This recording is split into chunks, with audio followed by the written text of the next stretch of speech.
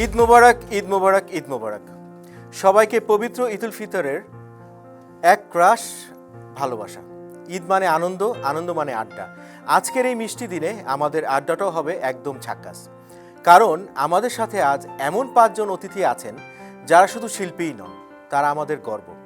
আপনারা নিশ্চয়ই আরটিভির বাংলার গায়ন ইয়াংস্টার ইউএসএ আর আরটিভি ড্যান্স ইউএসএ ড্যান্স শোয়ের পারফরমেন্সগুলোর কথা ভোলেননি। তখনই সেই কাঁচা হাতের শিল্পীগুলো আজ কিন্তু একদম পক্ক, মানে তারা এখন রীতিমতো তারকা। মঞ্চ কাঁপানো সেই 5 জন তরুণ তুর্কি আজ আমার এই ঈদ আড্ডায় হাজির হয়েছেন। তাদের সাথে হবে গান, হবে নাচ, আর হবে পেট ফাটানো হাসির গল্প।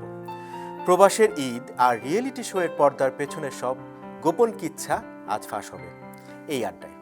আড্ডায় আছেন বাংলার গায়ন ইউএসএর চন্দ্রা রয়, ফাভিয়া নিসা এবং সাগনিক মজুমদার, এবং আরও আছে ইয়াংস্টার ইউএসএর শোভিত এবং আরটিভি ড্যান্স ইউএসএ ড্যান্সের সুহাইলা।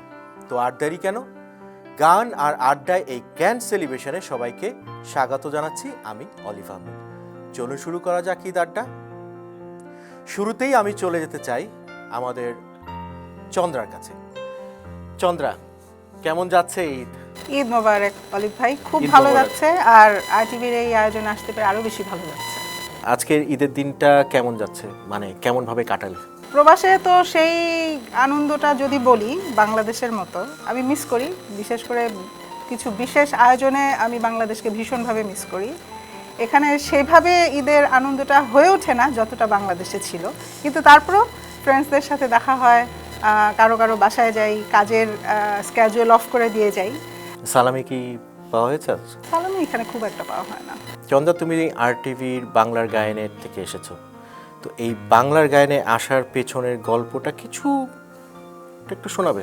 খুবই ফানি আমার কাহিনীটা, বিকজ আপনার কতটুকু মনে আছে কিনা জানি না, আমাদের একটা সেশন ছিল যেটা যে সেশনে আমি, আমার বাবা, এসআই টুটুল ভাই এবং সোনিয়া উপস্থাপনের জন্য, এটা ছিল হচ্ছে প্রোমো করার জন্য যে এরকম একটা অনুষ্ঠান হচ্ছে নিউ ইয়র্কে, যেটা ফার্স্ট টাইম ছিল, যেটা দিয়ে নাকি প্রচার করা হচ্ছিল যে এরকম একটা প্ল্যাটফর্ম আসছে নিউ ইয়র্কে, আমরা যারা ইন্টারেস্টেড তারা এখানে পার্টিসিপেট করতে পারে। তো আমি সেই প্রোমোতে ছিলাম, আমি সবাইকে এনকারেজ করে আমি চলে গেছি পার্টিসিপেট করতে, যার অনেক বেশি ইন্সপিরেশন ছিল এই প্রোমোটার পরে পরম শ্রদ্ধেয় ইমন শাহ দাদা, যিনি আমাকে ইন্সপায়ার করেছিলেন, চন্দ্রা ওয়াই না তুমি যাচ্ছ না। নিসা, তোমার ঈদ কেমন যাচ্ছে? ঈদ মোবারক অলিভ ভাই। ঈদ মোবারক। অনেক ভালো যাচ্ছে, এবং আমার এতগুলো আরটিভির মানুষের সাথে দেখা করতে পেরে আজকে ঈদের আনন্দটাও বেড়ে গেল। সকাল থেকে কি করলা? সকাল থেকে ঈদের সকালে কি হয়, একটু টুকিটাকি রান্না বান্না, এতগুলো রোজার পরে কোনো মুখে কিছু মনে হয় কি যে অত মজা লাগছে না, কারণ একটা অভ্যাস, সকালবেলা না খাবার অভ্যাস। তারপরও মনে হচ্ছে তাও একটু বেশি খাই, একটু বেশি খাই, এভাবে করেই সকালটা যায়। কিন্তু একটা দুঃখের বিষয় চন্দ্রা, সাকিব, আমরা কিন্তু ঈদে নিসার বাসায় দাওয়াত পাইনি। আমরা যাব, আমি তো বলিনি যাওয়া যাবে না, আমি তো আমরা এরপরেই জোর করে বাসায় নিয়ে যাব। নিচ্ছি, আমরা জোর করে নিচ্ছি। ঈদে তো দাওয়াত দেওয়া লাগে না অলিভ ভাই। তুমি যে বাংলার গায়নে এসেছো, রেজিস্ট্রেশন করার পেছনে তোমার কেউ ইন্সপায়ার করেছে, বা কি মনে করে তুমি বাংলার গানে আসো? রেজিস্ট্রেশনের গল্পটা না অলিভ ভাই খুবই হাস্যকর। কীরকম, আমাকে আমার মামা বলল, গানের রিয়েলিটি শো আসলো দেখলাম ফেসবুকে, তুই রেজিস্ট্রেশন কর। তা আমি ভাবলাম গিয়ে কি আচ্ছা এটা কি, আমি কোনো রকমে, আমার মনে আছে আমি কিচেনে বসে একটা ভিডিও করে দিয়ে দিই, একটা নাম্বার দেওয়া ছিল। কিন্তু যেদিন আমাদের মানে প্রথম শ্যুট হবে তার আগ পর্যন্ত আমার মনে হচ্ছিল গিয়ে কি এটা মনে হয় কোনো একটা ফ্রড, ছেলে ধরা আমাকে ধরে নিয়ে যাবে, আমার এরকম একটা ধারণা ছিল। তো আমি করলাম গিয়ে কি, আমার একটা কাজিন ছিল, বড় ভাই, তাকে নিয়ে গেলাম যে ভাইয়া তুমি আমার সাথে চলো তো। পরে আমি যখন বোম্বে থিয়েটারের মধ্যে মানে ভিতরে ঢুকলাম, তখন দেখি ওমা এখানে তো অনেক বড় আড্ডা, অনেক মানুষ, চন্দ্রাদি মনে আছে কত মানুষ ছিল তখন তো ঢোকার পর মনে হলো যে না, আমি তো আসলে ছোটবেলা থেকে আব্বু কিছু ভুল করলে হয়তো বলতো যে হ্যাঁ ছেলে ধরার কাছে তোমাকে দিয়ে দিব, তো সেই ভয়টা ছিল আমার মধ্যে। সুন্দর সুন্দর স্মৃতি, অনেক সুন্দর মানে আমার কাছে আয়োজন, সেই ভিডিও ক্লিপস গুলো আছে, আমরা যে মজাগুলো করেছিলাম, অনেক মজা সেই ছিল। ভোর আরো 3টা 4টা অনেক পর্যন্ত ঠান্ডা শুটিং। ছিল, হ্যাঁ শুটিং। অনেক স্নো পড়েছিল ওই হ্যাঁ, বছর। ঠান্ডার মধ্যে। নিসা, তোমার কাছে আবার পরে আসবো, আমি চলে যাচ্ছি এবার আমাদের বাংলার গায়নের আরেকজন ট্যালেন্টেড সিঙ্গার, ওর নাম হচ্ছে শাগনিক। শাগনিক, ঈদ মোবারক। ঈদ মোবারক আঙ্কেল। সবাই আমাকে ভাইয়া ডাকে, তুমি আমাকে আঙ্কেল ডাকলে। শাগনিক, ভালোবেসে আঙ্কেল। ভালোবেসে শাগনিক আঙ্কেল ডেকেছে। তোমার ঈদ কেমন যাচ্ছে শাগনিক? এই তো আঙ্কেল ভালো যাচ্ছে, বন্ধুর সাথে কথা বললাম, তারপরে হচ্ছে সকালবেলা বেড়াতে গেলাম বন্ধুদের সাথে, তারপরে চলে আসলাম এখানে। আচ্ছা, সালামি পেয়েছো? সালামি এখন আব্বা আম্মু ছাড়া কে দেয়? কত টাকা পর্যন্ত হায়েস্ট? আসলে এখানে তো সালামি সেভাবে কেউ দেয় না, 50-60 এরকম। $50-60 যদি বাংলাদেশ কারেন্সি হিসাব করে অনেক বেশি। তুমি বাংলার গায়নে আসার পিছনে তোমার গল্পটা একটু বলো ছোট করে। একদিন বাবা কাজ থেকে এসে বলল যে এদেখ RTV থেকে এখানে হচ্ছে একটা গানের শো হবে, একটা রিয়েলিটি শো হবে, তো এখানে রেজিস্ট্রেশন কর। পরের দিনই গান রেকর্ড করে পাঠালাম। মনে হচ্ছিল না হবে, কারণ অনেক অনেক রেজিস্ট্রেশন হয়েছিল।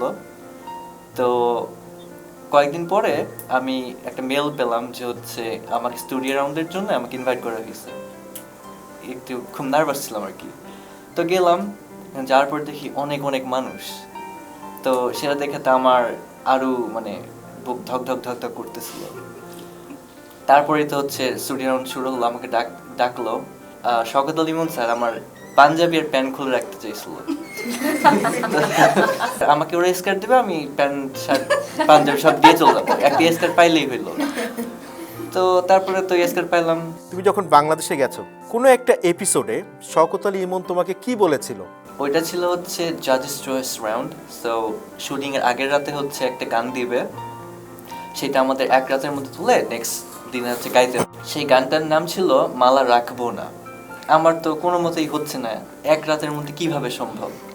যখন আমি গাচ্ছিলাম আমি একটু একটু করে দেখতেছিলাম, দেখার পরেও ভুল করে আমি জানি না কিভাবে, তো সেটা আমি ধরা পড়ে গেছিলাম পরে।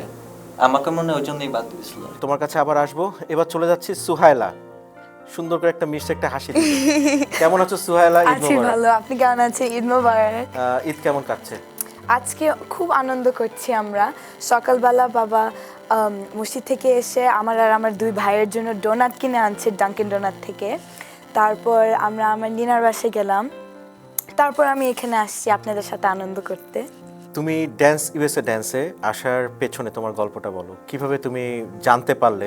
আমি নিত্যাঞ্জলি ডান্স স্কুলে নাচ করি। আমার গুরু চন্দ্র ব্যানার্জি একদিন ক্লাসের একদম শেষের পর্যন্ত আমরা রিহার্সাল করতেছি, একটা শো আসছে। উনি বলছিল জাস্ট আমাদেরকে বলছিল একটা কম্পিটিশন আসছে, RTVর একটা কম্পিটিশন, তোমরা ভিডিও দেওয়া উচিত, তোমরা সবাই তো খুব ভালো নাচ করো। আমি বলছি, আমি এসে মাকে বলছি বাসায় এসে যে এই কম্পিটিশন আসছে, একটা ভিডিও সাবমিট করি। আমি তখন ভিডিও পাঠিয়েছি আমি, আর আমি একদমই চিন্তা করি নাই যে আমি এখান থেকে আমি অ্যাডভান্স হবো। বিকজ আমার একটা জিনিস যে আমাকে নিজেকে একটু ডাউট করি, আমার কনফিডেন্স। কিন্তু মা আমাকে বলছে যে না, তুমি পারবা, কনফিডেন্স বাড়াও, তোমার কনফিডেন্স বাড়াতে হবে। সো তারপর একদিন মা কল পেয়েছে, মা আমাকে বলছে যে তোমাকে ইনভাইট করেছে। তারপর আমি টপ 25-এ এখানে আসলে এই স্টুডিওতে ছিল টপ 5 অ্যানাউন্সমেন্ট অ্যাওয়ার্ড সেরেমনি উপস্থাপনা। উনি বলছে যে এখন আমরা টপ 5 অ্যানাউন্স করব। তারপর উনি যখন আমার নাম বলেছিল আমি খুব খুশি ছিলাম, কারণ আমি একদমই চিন্তা করি নাই যে আমি হব টপ 5 হব। আমি আই থিঙ্ক 4th ছিলাম টপ 5-এর মধ্যে। আর আমার খুব ক্লোজ একটা বন্ধু, সে চ্যাম্পিয়ন ছিল। সো ওই দিন খুব আনন্দের একটা দিন, মজার একটা দিন ছিল। আর আমি খুব ভালো এক্সপিরিয়েন্স আমার ছিল এটা। তুমি ঈদের সালামি পাও?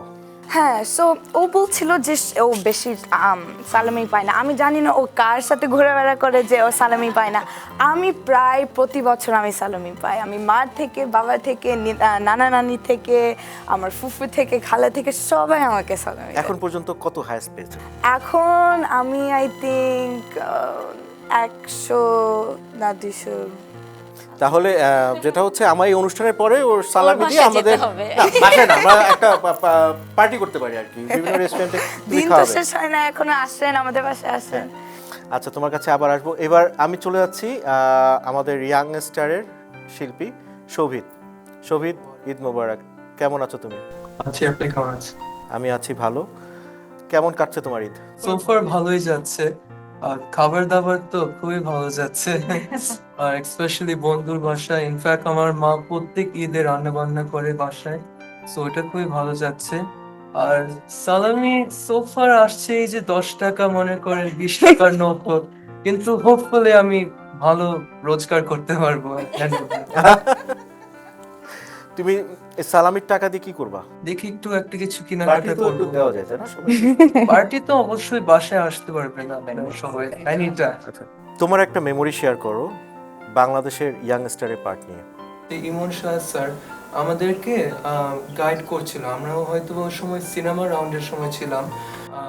ঠিক মনে করেন কয়েক ঘন্টা আগে আমাদেরকে বসিয়ে গান করাচ্ছিল, উনি হারমোনিয়ামটা সামনে রেখেছিলেন আর আমরা পাশে পাশে বসে আমাদের গানগুলি রিভিউ করছিলাম। সো যখন আমি ওনার সামনে এসে আমার গানটা রিভিউ করলাম, আমি খুবই হঠাৎ করে ইমোশনাল হয়ে গেলাম, কারণ আমি কখনোই ভাবিনি আমি এরকম একটা ন্যাশনাল অ্যাওয়ার্ড উইনিং একটা ডিরেক্টরের সামনে গান প্রেজেন্ট করতে পারবো, শিখতে পারবো। আর এই অপরচুনিটির জন্য আমি সবসময় RTVর কাছে, ইনফ্যাক্ট আপনার কাছে আর আশিক আঙ্কেলের কাছে সবসময় আমি কৃতজ্ঞ। ধন্যবাদ তোমাকে, খুব সুন্দর করে তুমি কৃতজ্ঞতা দিয়েছো।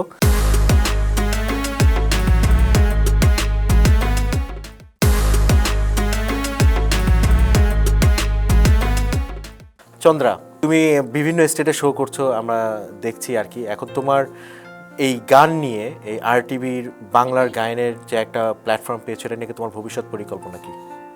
আসলে গান ব্যাপারটাই আমার কাছে সবচাইতে বড়, অন্য সব কিছু চাইতে। আমি গানেই ঘুমাই, গানেই খাই, গানেই চলি, গান নিয়ে আমার সব কিছু।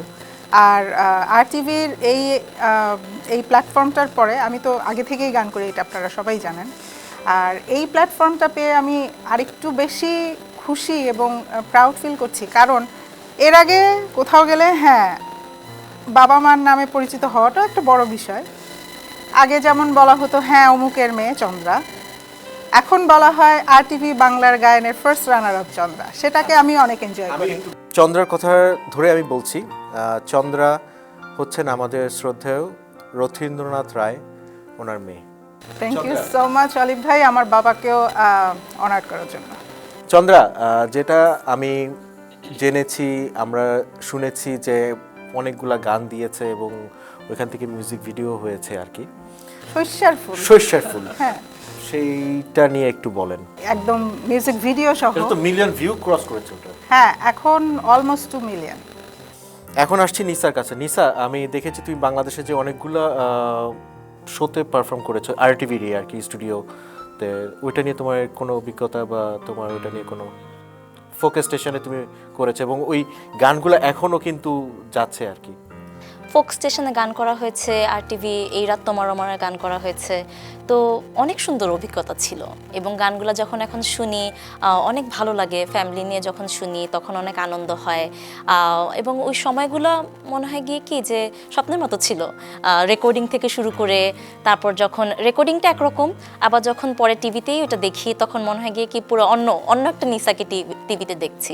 গান নিয়ে ভবিষ্যৎ পরিকল্পনা কি? নিসা যেখানে গান সেখানে। গানটা হচ্ছে এরকম যে আমেরিকা অনেক ব্যস্ত থাকি, চাকরি থাকে, কাজ থাকে, লন্ড্রি করতে করতে গান শুনি। আর গান হচ্ছে একটা শান্তির জায়গা আমার জন্য। আরও অনেক ইম্পর্টেন্ট একটা জিনিস, এই যে আমার পাশে চন্দ্রাদি বসে আছে, ওখানে এই যে শাগনিক বললো সালামির কথা, ও আমার থেকেই সালামি নেবে একটু পরে। তো আমাদের যে এই বন্ডিংটা না, এই বন্ডিংটা মানে আমি এটা বলে বোঝানোর মতো না। মানে ও তো অনেক দুষ্টু, মানে অনেক অনেক দুষ্টামি জ্বালায়, করে। আর অনেক জ্বালায়। বাংলাদেশে যাওয়ার পরে ওরা কোনো হিডেন কাহিনী তোমরা কি কেউ জানো? কি যে জ্বালাই তো। ও একটা জ্বালানোর এটা কাহিনী আগে বলো। বলি যে বাংলাদেশে যাওয়ার পরে আমরা এখান থেকে যারা গেলাম, মানে আগে শুধু হাই হ্যালো একটা সম্পর্ক ছিল, এরপরে মনে হলো যে আমরা একই ফ্যামিলির, একই সাথে খাচ্ছি, একই সাথে ড্রেস আপ করছি, একই সাথে মেকআপ, যতক্ষণ জেগে আছি, ধরেন সকাল 8:30 থেকে রাত 2টা-2:30 পর্যন্ত সবাই একসাথে, সবাই একসাথে। ওর কি কোনো দুষ্টমির ও গড, নিসার সাথে অনেক বেশি। খাইতে চাইতো না, এবং ওরা মা এসে আমাকে বলতো নিসা তুই একটু বলতো, ও তো কিচ্ছু খাবে না, ও তো পারফর্ম করতে পারবে না। আর আমি ওর দিকে তাকাইতাম, আর ওই সময়টা একটু ভয় পাইতো, এখন তো একটু পায় না, ওই সময়টা একটু ভয় পাইতো, ও নিসাপু খাবো না, আমি ওকে খাওয়াই দিতাম যতটুকু, তখন ও খাইতো একটু। আমাদের দেখার মতো সিন ছিল সেই RTVর স্টুডিওর ভিতরে, মানে আমাদের সাথে আমাদের এই ছোট ছোট ভাই বোনগুলা, আমাদের প্যারেন্টসরা আমরাই শুধু, মানে মনে হচ্ছে ওটাই আমাদের বাড়িঘর। আমরা খুব, ওই কয়েকটা দিন আমাদের খুব মজার ছিল। খুব সুন্দর। আচ্ছা, আবার আসবো। শাগনিক, তোমার অনেক দুষ্টামির কথা শুনলাম, তুমি কি এখনো দুষ্টামি করো? অনেকদিন আগের কথা। আমি কিন্তু তোমার দুষ্টামি দেখেছি, মনে আছে সেই রমজানের ওই রোজার শেষে এলো খুশির ঈদ, ওই যে শুটিংয়ের সময় তুমি যে দুষ্টামি করছো, ওই ভিডিও আছে, ছেড়ে দেবো পিছনে। শাগনিক আর আলবান মিলে। শাগনিক আর আলভান মিলে এটা ঢাকাতেও ছিল। হ্যাঁ? ঢাকাতেও ঢাকাতেও ছিল। ছিল। ও মাই গড, ওরাই আমাদের পুরো স্টুডিওটাই মাথায় রাখতো বেসিক্যালি। মানে এখন কিন্তু আমি বললে ভিডিও ছেড়ে দিতে পারি। আমার মনে আছে একদিন হচ্ছে শুটিং শেষে আমি আর আলভান এক এক করে সবার আর কি মিমিক করা শুরু করলাম, কে কেমন ভাবে গান গায়, নিসাপু কিভাবে গান গায়, নাজিয়াপু কিভাবে গান গায়, আমরা অ্যাক্টিং করে দেখাতে শুরু করলাম। মানে ওইটা আসলে খুব মজার ব্যাপার। তুমি একটু অ্যাক্টিং করে দেখাও তো, কারটা অ্যাক্টিং করতে পারবা? নিসাপুর এক লাইন ছিল যেটা আমি আর আলভান খবরদার। করছিলাম, হ্যাঁ, বল। আমার হাতে বান্ধিবি চোখ ও বান্ধিবি। আল্লাহ, এখনো ঠিক হইলি না তুই। আসলে এটা ভোলা যায় না। তুমি দর্শকদের উদ্দেশ্যে ছোট্ট করে ঈদ নিয়ে কিছু বলো। আমার কাছে ঈদটা হচ্ছে একটা হলিডে যেখানে অবশ্যই রিলিজিয়াস অ্যাসপেক্টটা আছে, আমরা সবাই গডের কাছে প্রার্থনা করি, কিন্তু সেটার কাছেও আরেকটা যে পারপাসটা হচ্ছে ফ্রেন্ডস এন্ড ফ্যামিলি, পরিবার আর আত্মীয় স্বজন আর বন্ধু সবাইকে নিয়ে একটা যে পরিবেশ, এনভায়রনমেন্ট যে ক্রিয়েট করা, আর এটা খুবই থেকে যায় আমাদের জীবনের সাথে। সো এটাই আমার কাছে হচ্ছে ঈদের যে মিনিংটা। এবার আসি সোহেলার কাছে। সোহেলা, তোমার এই ঈদের নতুন কোনো কি চিন্তা করছো তুমি তোমার ফিউচার বা তোমার এই নাচ নিয়ে? আমি খুব ছোটবেলা থেকে আমি নাচ শিখি। আমি কাথক দিয়ে শুরু, এখন ভারতনাট্যম দিয়ে, এখন আমি সব বিভিন্ন ধরনের নাচ করি। ফিউচারের জন্য আসলে নাচ সবসময় ছোটবেলায় থেকে এক ধরনের আমার কালচারের সাথে একটা টাই থাকে, বিকজ আমেরিকাতে থেকে তো আমরা এখানে ছোটবেলা থেকে বড় হয়েছি, স্কুলে ইংরেজিতে কথা বলি, বাসায়ও ইংরেজিতে কথা বলি, কিন্তু যখন আমি নাচের ক্লাসে যাই, আমি নাচের মেয়েদের সাথে কথা বলি, আমার গুরু চন্দা ব্যানার্জির সাথে কথা বলি, ওখান থেকেও আমার বাংলা আরো ইমপ্রুভ হয়েছে, আর আমি একটা সেন্স অফ কমিউনিটি, আমার এটা ফ্রেন্ডস। শুনতে পাচ্ছি, তুমি খুব সুন্দর করে ইংলিশ বলছো, কিন্তু শুটিং শুরু হওয়ার আগে তুমি তোমার মায়ের সাথে খুব সুন্দর করে ইংলিশ বলছিলে, এখন খুব সুন্দর করে বাংলা বলছো। তোমার বাংলাটা খুব শুনতে ভালো লাগছে, আমি বুঝতে পারছি তোমার বাংলা প্র্যাকটিসটা ভালো হচ্ছে। এখন চলে যাচ্ছি শাগনিকের কাছে, তোমার জন্য অনেক শুভকামনা। শাগনিক, তুমি কি এই বছর দর্শকদের জন্য কোনো কিছু দিবে কিনা, কোনো গান? গান তো দেওয়ার ইচ্ছা আছে, এখন আসলে কলেজ নিয়ে ব্যস্ত একটু, তো এখন জাস্ট গান হচ্ছে ব্যাকগ্রাউন্ডে প্র্যাকটিস করতেছি, এখন শো করা একটা কমাই দিছি, বাট যখনই সময় পাই আসলে গান নিয়ে আমার। এবার চলে যায় চন্দ্রার কাছে। চন্দ্রা, ছোট্ট করে আমাদের দর্শকদের উদ্দেশ্যে যদি কিছু বলতে চান এই ঈদ নিয়ে। প্রথমেই আমার সবার জন্য শুভকামনা থাকলো। আর ঈদ ব্যাপারটাই আসলে আপনি বলেই নিয়েছেন যে ঈদ মানে আনন্দ। আজকে এখানে এসেও খুব ভালো লাগলো, খুব আনন্দে কাটলো আমার এই ছোট ছোট ভাই বোনদের সাথে। ঈদের দিনটা আসলে খুব উল্লেখযোগ্য হয়ে থাকলো আমার জন্য।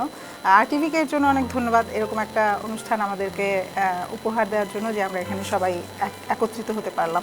দর্শকদের জন্য বলবো, আমাকে যেভাবে আপনারা দোয়া আশীর্বাদে রেখেছেন সেভাবেই রাখেন, কারণ আমি গানের মানুষ, গানের মধ্যেই থাকতে চাই, গান নিয়ে বেঁচে থাকতে চাই যতদিন বাঁচবো। এবার নিসা, ছোট্ট করে দর্শকদের উদ্দেশ্যে যদি কিছু বলতে। ঈদের আনন্দটা হচ্ছে পরিবারকে নিয়ে আনন্দ।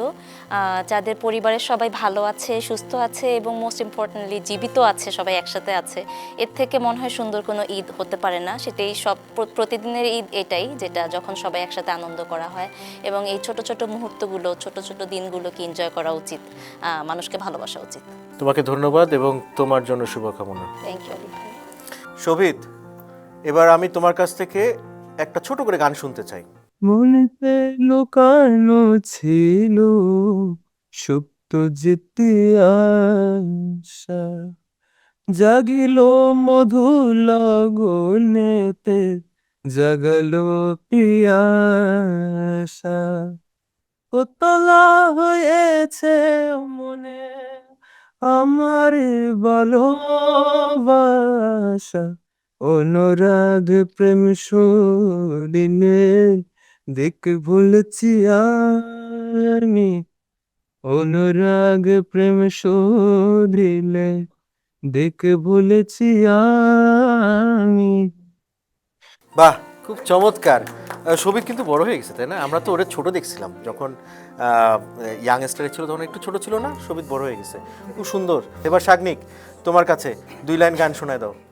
কেন দূরে থাকো, শুধু আড়াল রাখো, কে তুমি আমায় ডাকো, কেন দূরে থাকো, মনে হয় তবু বারে বারে, এই বুঝি এলে মোর দ্বারে, মনে হয় তবু বারে বারে,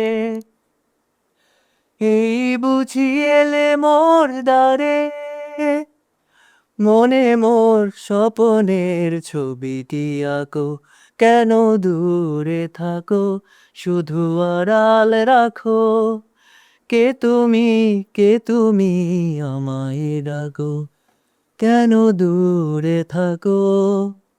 বাহ, চমৎকার। এবার আসি নিসার কাছে। নিসা, বরিশ ধারা মাঝে শান্তির বাড়ি, বরিশ ধারা মাঝে শান্তির বাড়ি, শুষ্ক হৃদয় লয় আছে দাঁড়ায়, ঊর্ধ্বমুখে নর নারী, বরিশ ধারা মাঝে শান্তির বাড়ি। বাহ, খুবই সুন্দর। তোমরা আমেরিকায় থেকে আমেরিকায় পড়াশোনা করে তোমাদের আশেপাশে কলিগস বলো, আত্মীয় স্বজন বলো, সবাই ইংলিশে কথা বলে, তারপরে তোমাদের বাংলা উচ্চারণ এত সুন্দর, এত সুন্দর বাংলায় উচ্চারণ। বাহ, ভালো লাগে গানগুলো শুনলে। এবার চন্দ্রা। শ্রাবণ মেঘে নাচে নটবর, রম ঝামু ঝামু ঝামু রম ঝামু, মোর ঘুম ঘরে এলে ঘুম ঘোরে, মোর ঘুম ঘোরে এলে মনোহর। বাহ, চমৎকার। আজকে মনে হচ্ছে যে ঈদটাই সার্থক। শুধু দর্শক, আমরা এতক্ষণ আমাদের ইয়াংস্টার বাংলা গায়নের 4 জন শিল্পীর কাছ থেকে গান শুনলাম। এখন আমরা আমাদের ড্যান্স ইউএসএ ড্যান্স সুহাইলার কাছ থেকে একটি নাচ দেখব। আর এই নাচ দেখতে দেখতে আমরা বিদায় নিব RTV নিউ ইয়র্ক স্টুডিও থেকে। আমি অলিভ আহমেদ।